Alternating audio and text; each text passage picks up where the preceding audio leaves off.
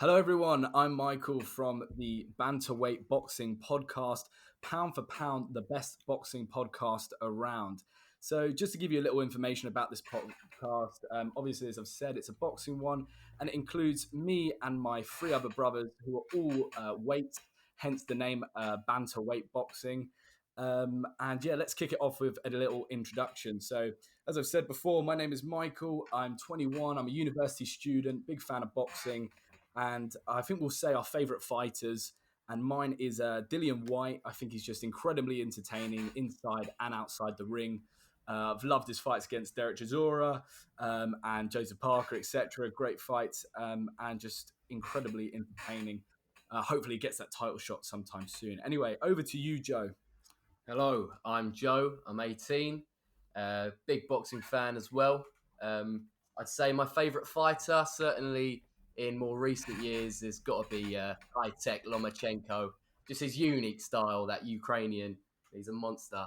And I'd say my favourite fight. Uh,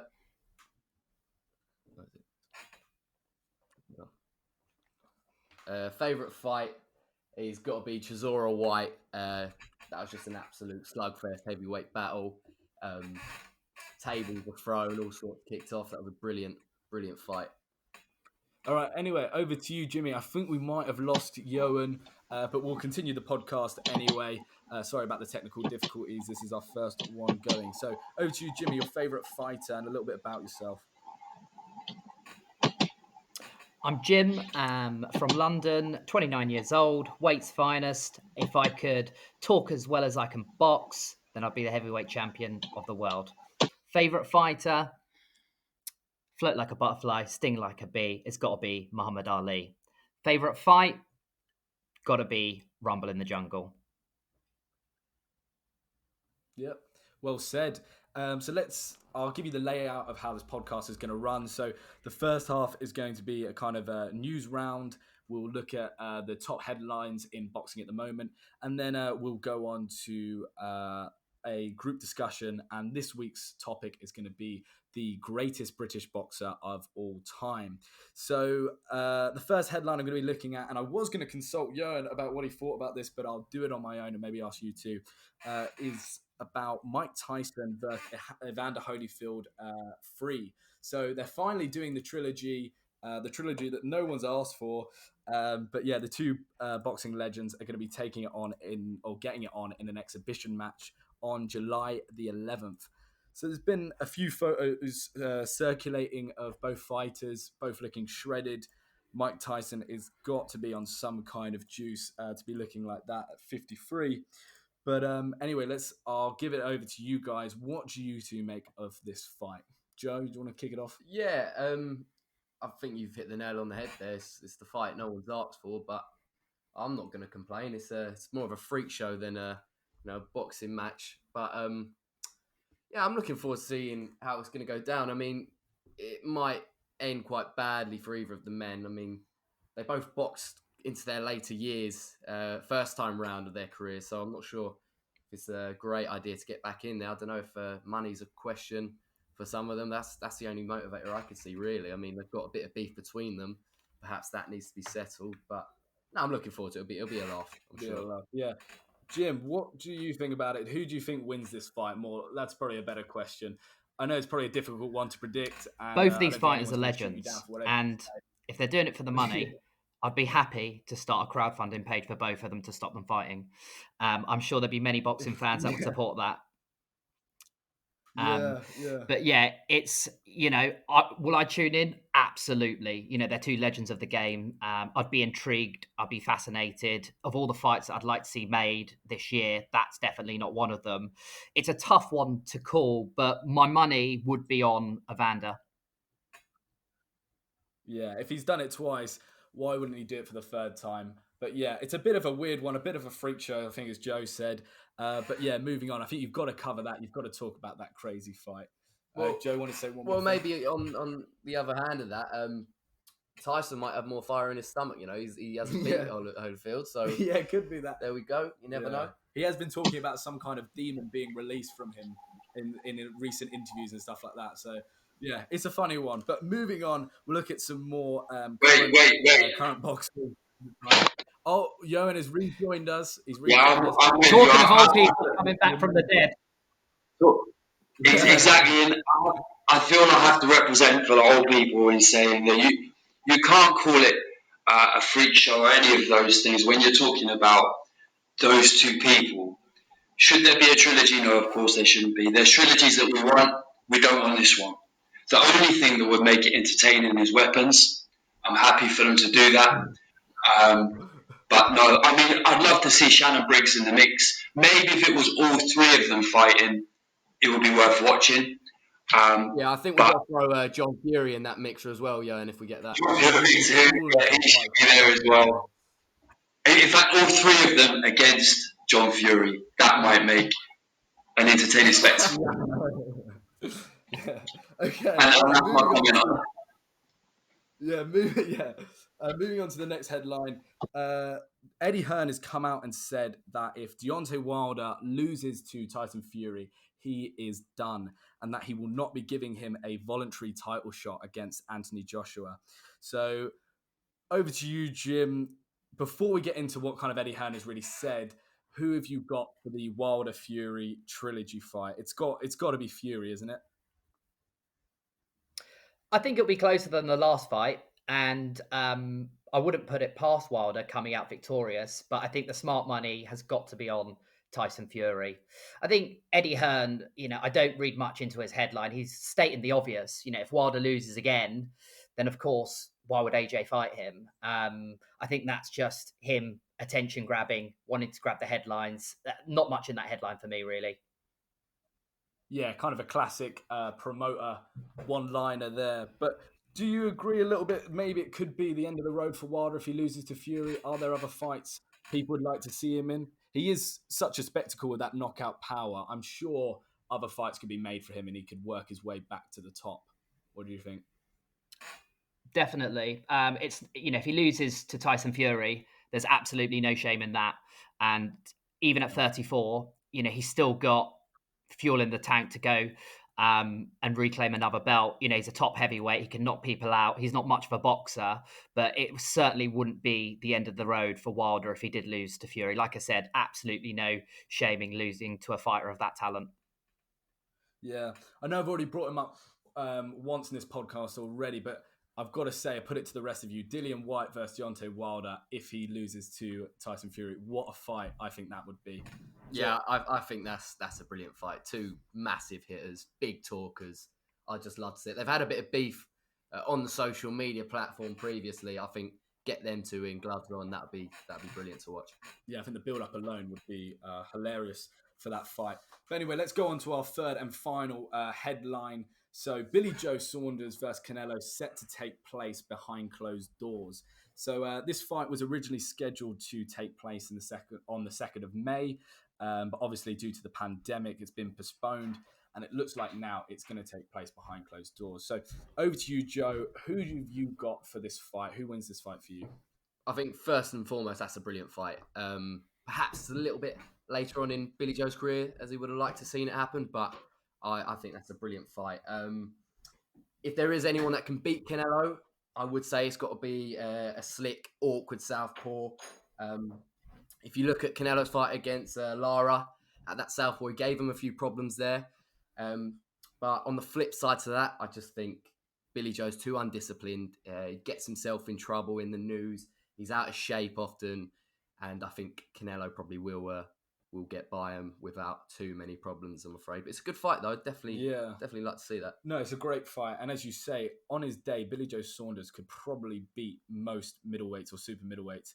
But the discipline is key. I've seen a recent Instagram video of him, I think, actually, and he looks slightly overweight. I know he's had a few problems with that in the past, kind of staying focused. But it's an exciting one to see. What do you make of this whole thing Saunders has come out and said about the fight taking place behind closed doors? Saunders is saying that this is going to benefit him over Canelo because Canelo is probably not used to fighting with no crowds. Is there any kind of substance to that? Yeah, I saw that going around on Twitter. Billy Joe seems to think that will favour him. I'm not too sure. what did he say? He said, I fill out half a Stevenage, you do the whole MGM Grand Arena, which is fair enough. But I think even if you take that fight on a technical level, Canelo is superior. I think. So I don't know how much truth there See, is in that. I think that may benefit Billy Joe Saunders up until the point he gets punched in the mouth. Yeah, Exactly. Yeah. I think after seeing Canelo in the recent performances, especially that one against Kovalev, I think that was his actual last fight. The demolition job he did on Kovalev, the kind of power he's carrying, into the higher weight classes is just ridiculous. And I'm not sure someone like Saunders is going to be able to withstand that kind of punishment. But we will see. Good fight, coming up fairly soon. So anyway, that's the headlines for this week. Let's get into the group discussion, the greatest British boxer of all time. So I think we'll start by going around and saying the fighter we're going to go for, and we'll start the debate / discussion from there. So I've started it off, and I've gone for a bit of an obvious one that had to be said, and that's Lennox Lewis at heavyweight. So obviously, Lennox Lewis, if we're just looking at resumes, he's probably got one of the best resumes in heavyweight history, to be honest. Just to name a few, and these are probably, I'd say, his top 5 kind of wins. I'd probably say Holyfield, Mike Tyson, Vitaly Klitschko, Razor Ruddock, and Shannon Briggs. Come on, that is an incredible resume right there. And although we can obviously discuss certain things about whether he fought the fighters in their prime, Mike Tyson obviously in that fight was way past it. Only had a few probably good rounds in him, but nevertheless beating Holyfield, I would say twice. Obviously the first one was a draw, but in my opinion 2 wins. It's just an incredible performances. And then Vitaly Klitschko as well. All knockouts, may I say, as well. So incredible. What do you guys think of that? Lennox Lewis as number 1 greatest boxer of all time? Or should we? No, sorry. I'll go back to you guys say who you've got. Okay. I'll probably have to go with the Italian Dragon, Joe Calzagi. I think for me, 46-0, 32 knockouts, WBO, IBF, Ring Magazine, lineal champ, longest reigning super middleweight champion. Defended his WBO title 20 times, I think it was. Some very impressive wins in there. Probably the first notable one coming against Chris Eubank, who you may have said is a bit past his sell by date. Nevertheless, you can only beat the opponent in front of you. Obviously, fought Jeff Lacey, who it was just a brilliant performance against the young and hungry Jeff Lacey out in the States, I think it might have been. But he just nailed his right foot to the canvas and pivoted on him and just sprayed punches at all sorts of awkward angles. Other notable wins have got to be the Mikhail Kessler one. He adapted to the fight after being knocked down, or he was definitely stunned early, knocked down early against Hopkins and Roy Jones Jr. In both those fights, he won as well. For me, he's definitely the best British boxer of all time. Definitely super middleweight and light heavy. Yeah. All right, so over to you, Jim. State your case for the fighter you're going for, the British boxer you're going for. My greatest British boxer has got to be Prince Nassim Hamed. This guy didn't just talk the talk; he walked the walk. His legacy is, I think what he did for British boxing. You can see his impact today when you see the likes of Tyson Fury, Amir Khan. He was very un-British in his style, but also his personality and persona. What I loved about him is his knockout power and what he did for the lower weight classes. He made them big prize fighters. 84% knockout ratio. This guy, he would talk the talk. He'd come in on flying carpets. He would come in to the Thriller soundtrack, and it wasn't all flashy lights and showmanship. My God, that guy could put people to sleep.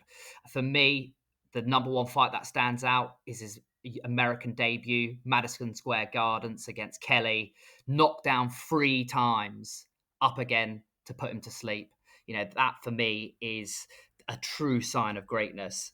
Getting knocked down, but having the courage to get back up after 3 knockdowns to put your man to sleep. You can't ask for much more than that. True legend. Yeah, as you said, I think what's interesting with Nassim is not just what he did for British boxing, but yeah, for the lower weight classes in general. I think pretty much before Nassim came around, it was really all about the big men, wasn't it? But he brought something very different to the boxing scene. But over to you, Johan. Are we going to contact you, Johan? Are we going to get through to you? I hope so. Can you hear me? Yeah, we can hear you loud and clear. Okay, Go right. ahead. So I feel that somebody has to speak up for Frank Bruno. It's going to be hard, but I'm going to give it a go. Because you can look at all of the stats. You can look at the power stats and the stamina and all of the stuff that you've talked about. But what about the stats for likability? I mean, he's off the charts for that, right? The face of HP Source. It can never be feared. But my point is, there's something more than that. If you look at the art world, great artists don't have to be good at art. And that's what I see with Frank Bruno. Looking scared shitless against Mike Tyson, I can relate to that. And that's what I like about him. It reminded me of when I watched Frazier versus Ali, and you think to yourself, well, hang on, Ali's a Superman. I can't relate to Ali. He's out there doing amazing things that I can't touch. But Frazier had that element of being, you're just watching a man. You're watching a man with all of his flaws. And that's what you get with Bruno, and that's what makes Bruno great. But there's nothing sinister about Bruno. That's probably the greatest problem he had. There's nothing sinister, like Vladimir Klitschko. There's nothing sinister. There's not that edge that some of the people on the list that some of the people you're discussing have. But what he does have is, of all the people that we're discussing there, if I rang him up, he's probably the only one who would be my friend or would at least hesitate before hanging up the phone. And I think that influence that he's had on the British public makes him a great figure in boxing. And not to take away the fact that he was a good boxer, but I might have to concede he wasn't great in the way that Lennox Lewis, Nassim Hamed are. But I think the impact and the influence that he's had, that being that face, the people's champ, ever popular, that's why for me he's the greatest British boxer. Yeah, it seems to be where kind of Frank Bruno has excelled, or where Lennox Lewis has excelled. The other one hasn't. Frank Bruno obviously has never really reached the heights that Lennox Lewis did in terms of boxing wins and being unified, etc. But never really got the respect, or got the respect in terms of boxing, but never got the love in terms of the British boxing fight fans that Frank Bruno did, and even to this day does get. And it seems to be that Lennox was always slightly bitter about that. So when you're Michael, defining, I think that what that is, that's a British thing, that's a cultural thing, and I think it links back to my choice in Nassim. In that Nassim was not admired in the UK; he was actually hated. You know, the commentators, if you listen to his fights, they were not fans of Prince Nassim Hamed, and that's because his personality was very much like an American. He was a showman. Yeah. You know, he would boast about knocking people out, and that's un-British. You know, what we love in Britain is someone like Frank Bruno, who's a lovable loser. And I think, you know, when I look at Lennox and I look at Bruno, you do have a fondness for Frank. And I think with Lennox, there's no doubt he's achieved more. But again, you know, the way the British are culturally is we almost detest success. We love the guy that comes in second place. For us, it's about effort. Whereas, you know, the view I've taken with my choice is I don't really care about British culture and being a lovable loser. I care about talking the talk and walking the walk. And in my mind, no one does that better than Prince Nassim Hamed. Yeah, that's a fair point. Well, on that though, I'd say bringing my choice Calzagi in there. I mean, technically very good fighter, and you could say he proved it with the wins that he has under his belt, etc. But he never really himself was very much favoured in the public, I'd say myself. So I think where Joe Calzaghe might have struggled a little bit is he came after an era with Chris Eubank and Nigel Benn, where you had huge characters in British boxing, which people hadn't seen before. And Joe Calzaghe, obviously a very great boxer, but not a huge personality. So I think he struggled maybe coming in the shadow of those two slightly. yeah, I think the character in the family is Enzo Calzaghe, his father and trainer, definitely. For me, anyone that knocks a man out and then does a backflip has to be the greatest fighter. If any of your fighters have done that, then anyone who comes I'll into the step ring. aside. But if you knock someone out and do a backflip, I'm sorry. Yeah, no, I agree with that. That's my case closed. Yeah, coming in on a flying carpet, is got to be up there with one of the best ring entrances of all time. Yeah, Jim, but you made a point. Go on, Jan. well, the problem I have with Nassim Hamed is the fact that the way his career has ended has always left you in doubt as to whether, well, was he unlucky when it all unravelled? For me, he never really proved that he was everything that he seemed to be, particularly early on in his career. He's kind of left it open ended, and I don't really like that. I like with Bruno, at least with Bruno, you know exactly where you stand, you know exactly what kind of fighter he was, and he left it all in the ring for you to kind of see who he was. With Nassim Hamed, there's always that doubt as to, well could he have gone on winning? Was he unlucky? And all of the excuses that he made, that doesn't sit comfortably with me. I think I with don't know what Nassim, I think he's taken a course of action which very few boxers have ever done, which is retire early and not be tempted into that comeback. And I think actually he deserves our adulation for that, because he was wise and smart enough to realise that physically he couldn't compete at the elite level. So rather than put his body on the line, he retired at a time which was probably premature for a lot of boxing fans, but actually was the right thing to do for himself, his legacy, and his family.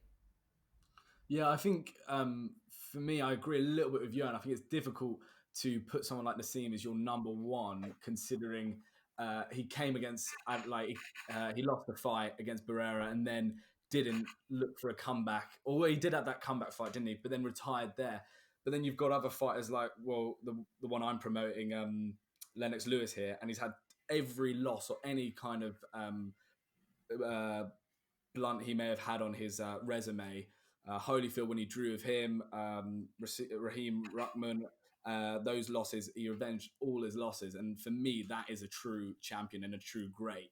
That epitomizes, getting off the canvas and fighting on. I mean, that is a great mentality to have until we start talking about Mike Tyson and this Holyfield comeback fight, until their sort of ego gets the better of them and they end up, having their dinner for a shore or whatever. So but there is two sides. but what I think is important about, can you hear me? Okay, is it coming through? Yeah. Yeah, what I think is important about that, going back to the first that fight between Holyfield and Tyson. What's important is that what do they call it? They call it like the dog, the dog having a dog in the fight, or whatever the expression is, that grit. Which I think when you're just looking at resumes, then TBE is obviously Mayweather, right? But how many people want to accept Mayweather as the greatest of all time, despite the fact that his record obviously shows that? So I think it's important that kind of that ugliness that is taken into account when you're thinking about who's the greatest. Yeah, but would you not say that Lennox Lewis has had a few of those gritty fights? Vitaly Klitschko, that's got to go down as one of the most gruesome heavyweight Well, fights, the sixth rounder.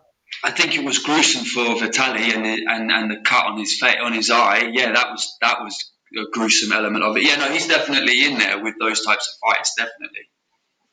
Yeah. Any more case for Joe Calzagi, Joe? Well, yeah, Jimmy mentioned earlier about Nassim being sort of un-British in his style, and I think you can sort of make the same case for Calzagi in a way. When you look at the sort of traditional British super middleweights, definitely like Carl Froch, good jab, strong right hand, predictable to an extent. He's got the punching power. He can bite down on his gum guard. But Calzagi was a bit more slick, obviously southpaw, and I think that gives him a bit more of a shout. He was an entertaining fighter. People say he'd slap about with his punches. Joe Cal Slappy, I've heard him be called, but definitely did have some skills in there, and to have names like Roy Jones Jr. and Hopkins on your resume certainly must elevate his argument as one of the best British boxers of all time. Yeah, and I think to finish your career as a world champion, he's got to be. There can't be many British fighters who have actually gone on to do that, which is very impressive. Look, What were you gonna say, Jim? I think the key thing in this debate, when you're assessing greatness, it's very difficult to quantify. And I think Johan's right. You can't just look at records. And for me, when I looked at this, I asked myself, why do I watch boxing? I watch boxing to be entertained. I'm not sadistic. I don't like, someone getting their face caved in. I enjoy the entertainment. And for me, I asked myself the question, who is the most entertaining fighter I've ever seen? And with Nassim Hamid, he's got it all. He's got the knockout power. He's got the skill. He's got the unorthodox style. He's got the charisma. He calls it how it is. But importantly, he backs it up and he's entertainment. Whether you hate him or love him, you cannot help but tune in and watch because there's going to be a spectacle. And he doesn't have the best record. He doesn't have the best knockout ratio. He hasn't beaten the biggest names. He never avenged his defeat to Barrera. But there is absolutely no question he was pure entertainment. Yeah, I think he's got to go down as the most entertaining fighter of all time, maybe after Muhammad Ali in terms of the whole ring entrance, trash talk in and outside the ring, and then his fighting style. He's got to go down as at least the greatest entertainer in British boxing. I suppose what we're looking for here is... If you're going to say that, though, you can't not mention Tyson Fury when you're talking about value and... This is the other thing. Is there a shout now for the two modern British fighters of Anthony Joshua and Tyson Fury to be brought into this kind of mix, especially Tyson Fury, I think, if we're talking about the full package, as you just said, to be spoken with these guys. And I think there is an argument for Tyson Fury in this conversation. But I think it stacks up like Jimmy was talking about, where AJ is more like the Bruno figure of what people want to see. People want him to advertise HP Source and all of that stuff. Whereas with Tyson Fury, even though he's changed his ways and stuff, essentially he's a bit of a risky prospect, isn't he? He's not really the nation's favourite. So he's not going to be doing JD underpants adverts anytime soon, is he? Exactly, yeah. But he has got a huge fan base. He's definitely more of a maverick than Anthony Joshua, so that does sort of elevate him as well. I think he's entertaining. Obviously, strongly viewed on a lot of I think Anthony Joshua is, he's got a very commercially savvy team behind him, and I think they've helped curate that image, of being humble, being a role model, very, very well in order to maximize, the return on their investment. Whereas Tyson Fury is a bit more authentic, a bit more rough around the edges. But I think that just leads to an even more intriguing fight when they hopefully do meet, because there's a contrast in style, there's a contrast in personality and character, and it's going to be a really, really entertaining fight. Yeah, hopefully we do get to see that one. But let me just pose this as a question for you guys. If we're staying on the topic of Tyson Fury, let's say he beats Wilder now in this trilogy fight. He goes on to fight AJ. He beats AJ. Maybe potentially beats someone like White after that. If he does all of that, is he a contender for greatest British boxer of all time? Or is the level of opposition that he's fought maybe not on the same level as someone like Lennox Lewis or Frank Bruno or whatever? Or surely he could be considered in this greatest British boxer of all time conversation? What do you guys think? I certainly think. Sorry, go on, Jim. Yeah, I think, if he beats Wilder again, beats AJ, beats White, I think it will be quite difficult to construct an argument that says he isn't one of the greatest British boxer of all time. He'll be a unified heavyweight champion, undefeated, and that, you talk about resumes, you talk about entertainment. Tyson's got it all. He knocks people out. He's entertaining. He's got great personality. He's got skill, and he's beaten all that's been put before him. You can't really ask for much more than that. He's come back from adversity. I'd love to see it happen. I'm sure it could happen, but boxing is never that simple. Joe, You got any thoughts Yeah, on that? Jimmy pretty much said what I was going to say. You can only fight who's in front of you. So when you compare Lennox and look at his resume against that of Tyson, I mean, Tyson, he beat the man who beat the man. Joshua's probably his biggest threat at the minute. He defeated Wilder, who was his threat before that. So yeah, you can only fight who's in front of you, and so far he's been successful in every bout. So, Johan, for you, a nice, easy question to round it all up for everyone putting the bets on. If it does happen, who wins, Tyson Fury or Anthony Joshua? Give us a name and how it happens. I don't even need to think about it. It's Tyson Fury all the way. I mean, I don't see how Anthony Joshua can overcome that obstacle. The size of him, his movement, everything about the way that Fury fought, particularly the last fight with Deontay. I mean, I can't believe they're thinking of a third. He demolished him. And in the same way, I think he'll demolish Anthony Joshua. Maybe Anthony Joshua will get a second fight and have the chance to adapt his game a little bit like he did with Ruiz. I don't know. I think, like Jim said, he's got a great team behind him, but they can't step in the ring and save him from Fury. Yeah, well summed up. All right, I'm going to wrap this podcast up now. I think we've come to a decision over who's the greatest boxer, or British boxer of all time. It's obviously Frank Bruno. Thanks, Johan, for that very compelling argument. But yeah, thanks everyone for taking part, and goodbye. Please like and subscribe.